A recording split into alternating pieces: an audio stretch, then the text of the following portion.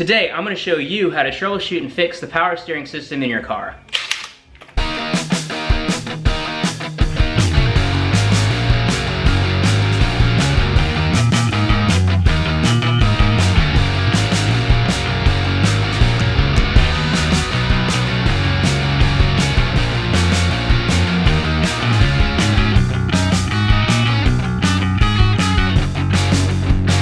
So in the garage, we've got a 1998 Toyota Corolla. And the funny thing about this car is I bought it for 500 bucks. Now the reason it was 500 bucks is because the owner told me the power steering didn't work. Well, the owner was right, the power steering doesn't work. So today we're gonna be fixing the power steering. Alright, so we have the hood popped here on the car, and whether you're troubleshooting a car or a toaster, you always want to start with the simplest things first. If it's a toaster, you want to see if it's plugged in. If it's a car, you want to check to see if there's gas in the tank. Now we know this car runs, but what doesn't work is the power steering system. So the first thing I'd want to look at is, does it have fluid? So we'll check that real quick, and you'll notice the dipstick is dry. And this video is staged in that, I already knew it was dry because I knew it's leaking. When I bought the car, I noticed that the high pressure line over here that feeds the hydraulic fluid to the power steering rack and pinion was cracked and leaking. So I replaced that.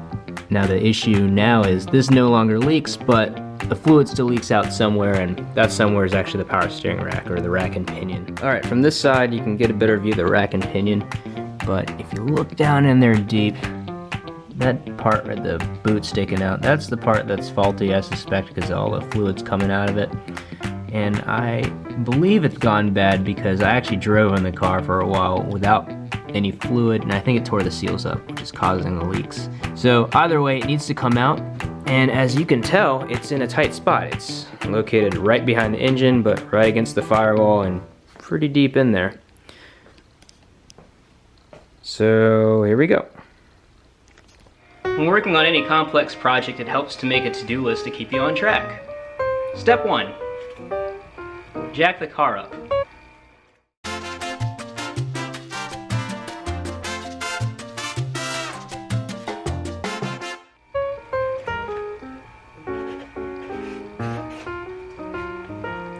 Step 2. Pull the tires. Like an idiot, I jacked the car up, put it on the jack stands without actually loosening the lugs first. So pro tip, loosen the lugs before jacking it up. So we're going to, because I'm lazy, instead of putting it back on the ground, I'm going to just hit that with a hammer and hopefully I'll loosen it. Alright, so obviously this probably isn't the safest way to do it, but wear appropriate eye protection. I got a dead blow hammer and just loosen the thing so we can hit it with an impact. Get your impact. Good. Alright.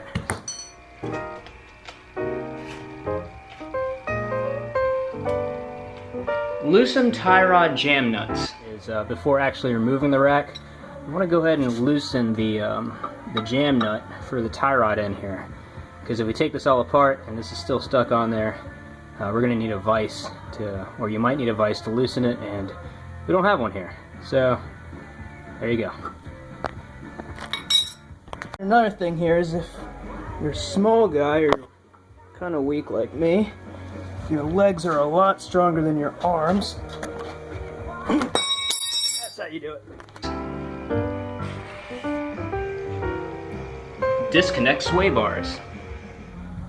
Alright, now that we got the jam nut here loose, we need to go ahead and loosen the lower sway bar link so that we can remove that from the lower A-arm. A lot of times you'll run into this issue where you're trying to loosen the tie rod and it's not loosening because the joint itself is actually rotating. So in this situation you can't use a ratcheting wrench, because what they do is they give you a right in there, I don't know if you can see, there's actually a hex, it's a hex nut, or a place to put a hex wrench, so we'll use an open-ended wrench with a hex to prevent it from rotating, and then we'll be able to loosen it that way. Alright, so what we got set up here is we got the hex wrench holding the stud from turning, and then we have a ratcheting 14 mil.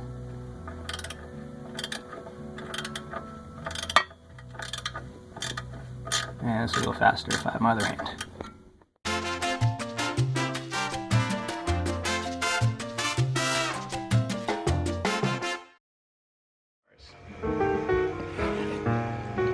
Remove the subframe. In removing your tie rod end, once you get your cotter pin and castle nut off, a couple ways to take or to separate the tie rod end from what is this part called? The steery bit. You can either get a pickle fork and hammer it out to separate it, which I've actually never owned, or get yourself a big hammer and just smack it a few times.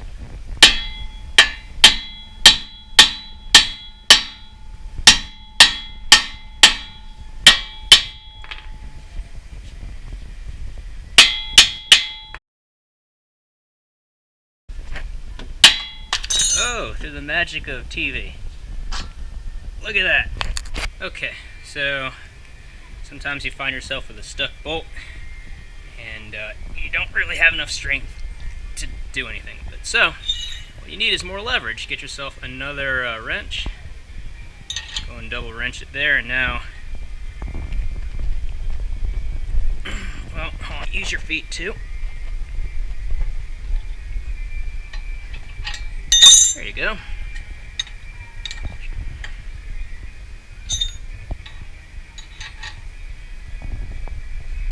There you go. Next step. You got your tie rod end removed from the steery bit.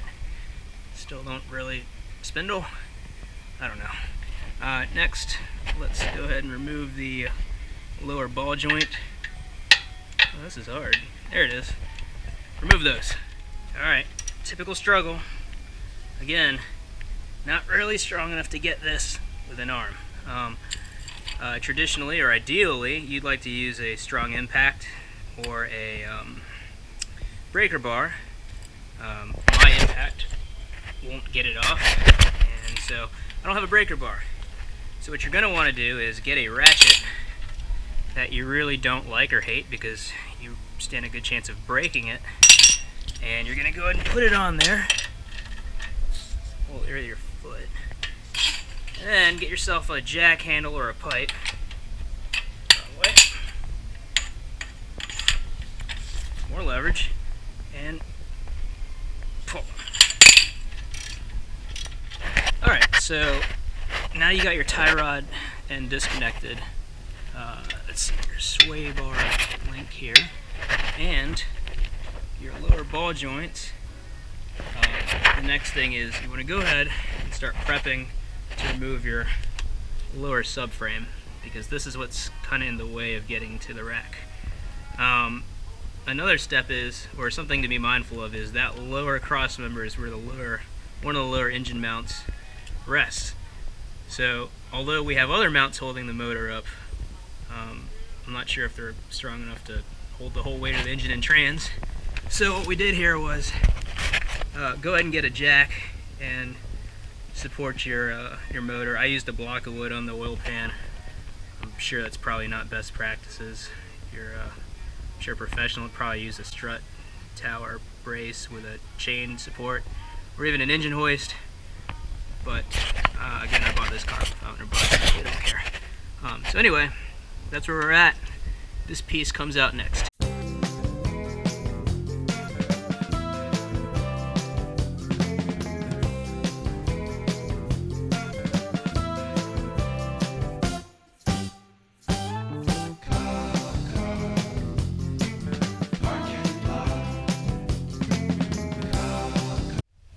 Alright, so now we got the subframe removed. We have pretty good access to the rack. Pinion. You'll see it's definitely leaking. Something else I noticed though while under here. Ow! That right there is the power steering pump, and if you look at the return line, it looks kind of wet. I'm not sure if that's residual fluid from when I replaced the high pressure line, but you know, in terms of keeping stuff simple, we're just gonna stick to replacing the rack here. And if that's still leaking when we replace it, then you know, we'll cross that bridge when we get there. But I think the majority of the leaks are coming from the rack, And as for the pump, remove the old rack.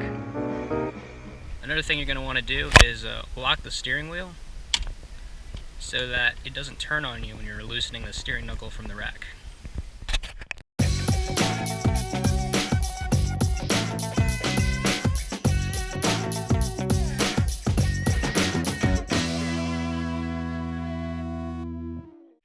Alright, now coming from the top, what we're going to need to do to actually remove the rack is we need to remove this the steering knuckle to where we can disconnect the steering column from the actual rack and pinion. I think that's pretty much it for this side.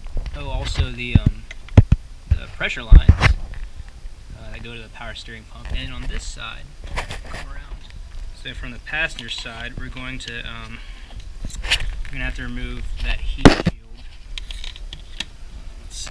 I have to remove this heat shield, and that's pretty much it. So remove the heat shield, remove the steering knuckle bolt, and the lines, and the rack should be ready to come out. So we've just removed the first heat shield. Now we need to remove second heat shield because that's in the way of the rack and pinion's mounting bolts.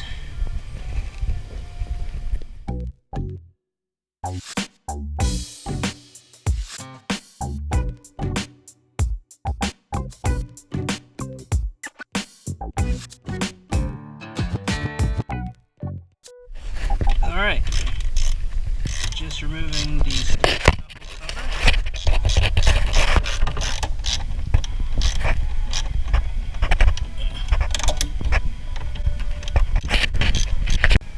okay, just trying to take the steering knuckle cover off.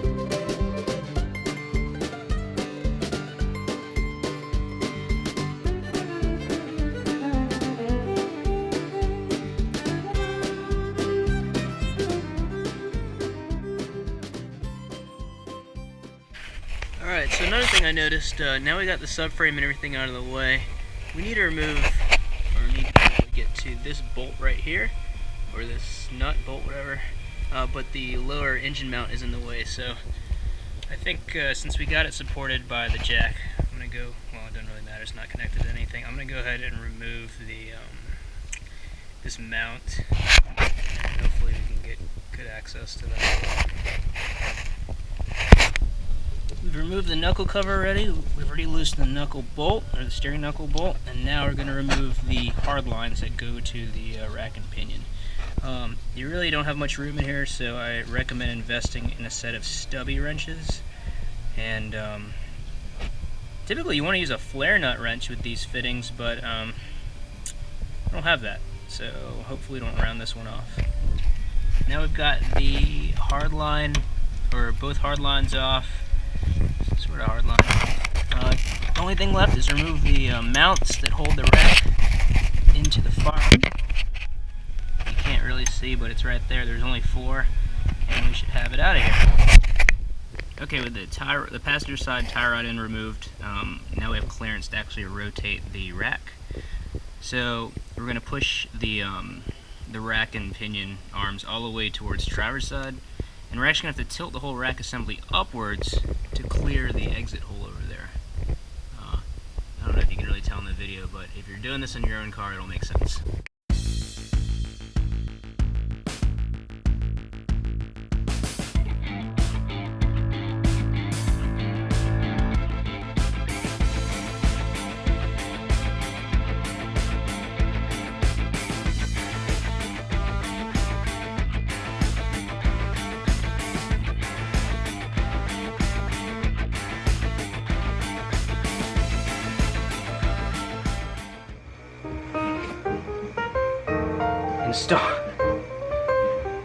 install new stuff.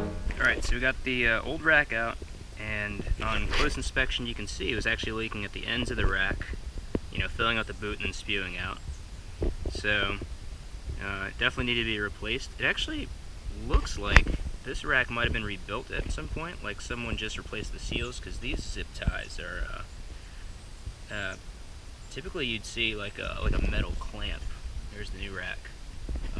So just seeing these zip ties here, either maybe the boots are cracked and someone just replaced it, or maybe a tech's been in there before, but that's kind of bobo, and I don't know, I'm just guessing. It could be full of crap. But anyway, this is the bad rack. We're literally just going to take the parts, old tie rod end, clamps, swap it over to the new deal. Just like the other side, when you're swapping tie rods, you want to get as close as possible because you're going to have to drive it to the alignment shop. But count the threads and just match it up on the new one.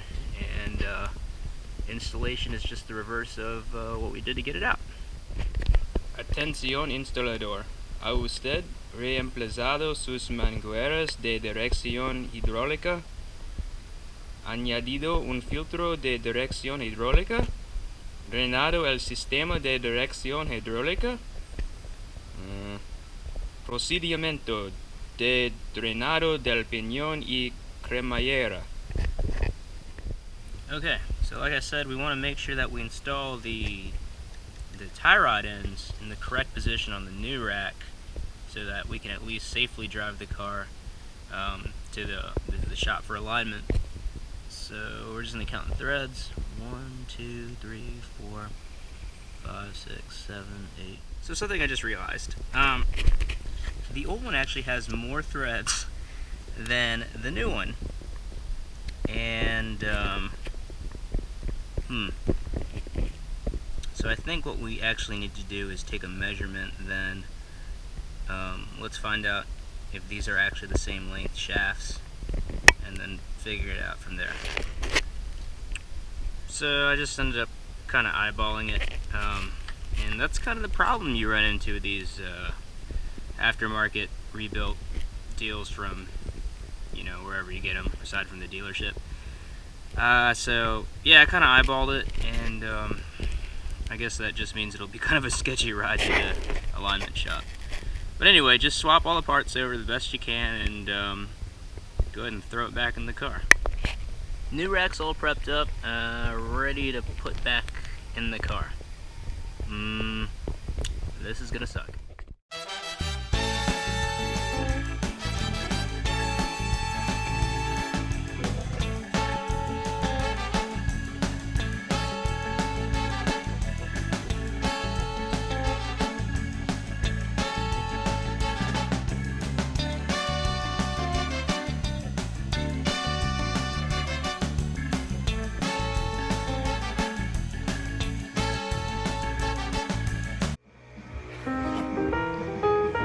Put it all back together.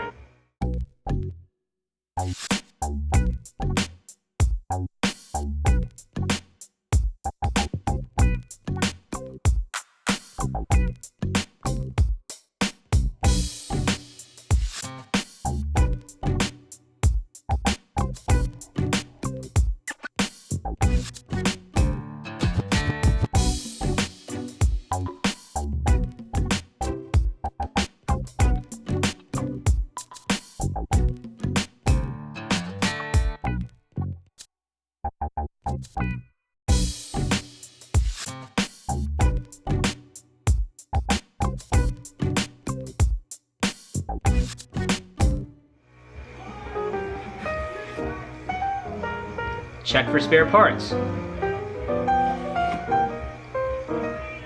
Check all the bolt torques, or torque specs, or Titan, whatever. During the reassembly process, you want to make sure that you follow all of the specified torque specs. Just checking the shop manual here. Steering gear, 98 and later, 52 foot-pounds. If you don't have a shop manual, you can just Google it, but make sure that you definitely follow the standards and use an appropriate torque wrench.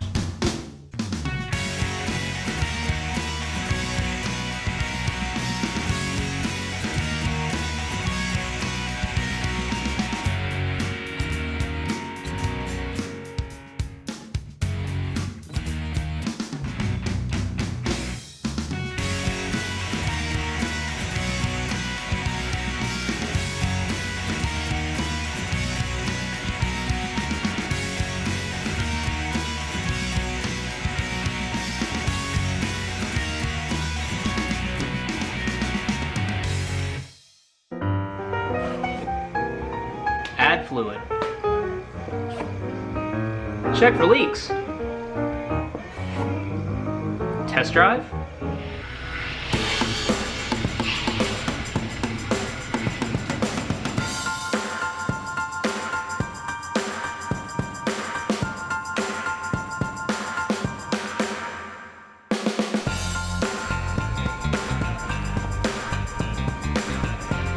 And finally, celebratory drink of choice.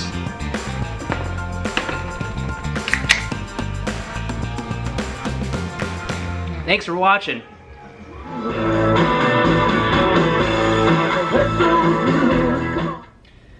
I really hate myself. Today I'm going to try to fix this radio with my friend Bongbong. It might help just a little bit. Let's keep watching.